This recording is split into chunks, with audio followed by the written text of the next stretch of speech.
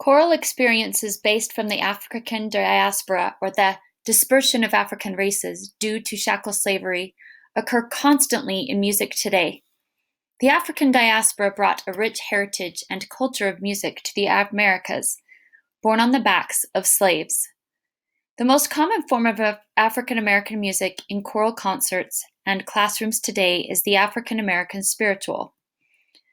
The Library of Congress defines this genre as follows.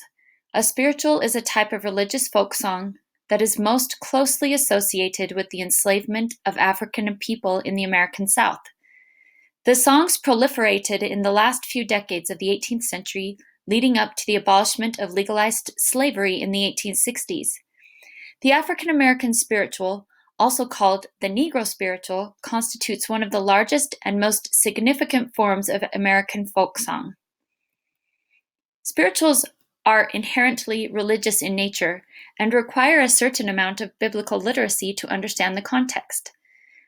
Additionally, political symbolism used in spirituals can also shed light on the meaning of the text and how it was used at the time. Here are some examples of coded language in spirituals, as outlined in Stephen Seek's Teaching with Respect.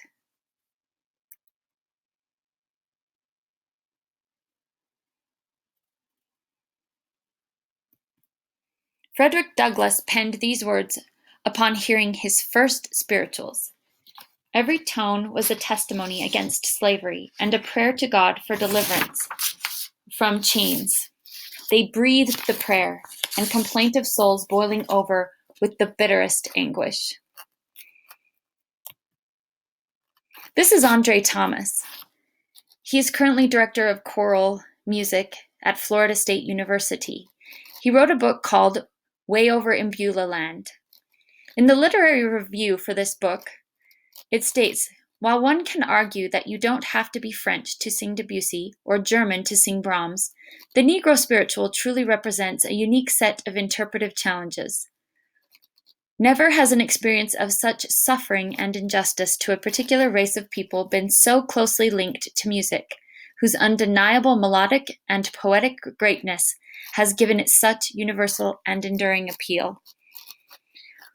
We have all probably attended concerts or sung in them, where the spiritual performed was the highlight of the evening. But with the context of what we have learned in mind, would it be appropriate for spirituals, the folk music of an enslaved people, to be performed in complete awareness of their historical context? Or is it appropriate simply to use them for entertainment?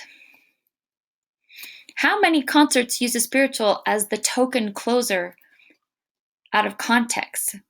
How many of us have sung them without understanding what they truly mean?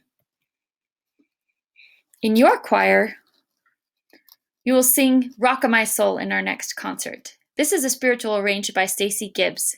He is known for his ability to infuse energy into familiar works without sacrificing their authenticity or power.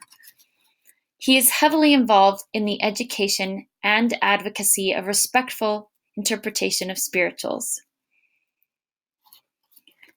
Mr. Gibbs' arrangement of Rock of My Soul is a reinforcement of history that honors the religious, historical, and symbolic elements of the spiritual art form.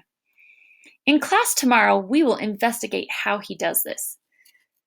Our goal, ultimately, is to create an authentic performance that does much more than entertain. The discoveries we make in class and through our lessons to follow will become the material we use for the narration videos in the concert. I expect the same level of critical study regarding the origins of this music as I would for Mozart or Bach.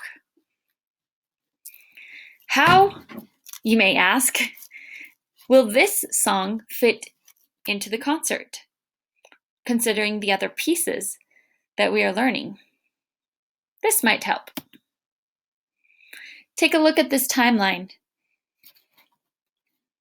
Every song on our concert has its roots in Africa. In class tomorrow, we will begin our search for for an authentic performance.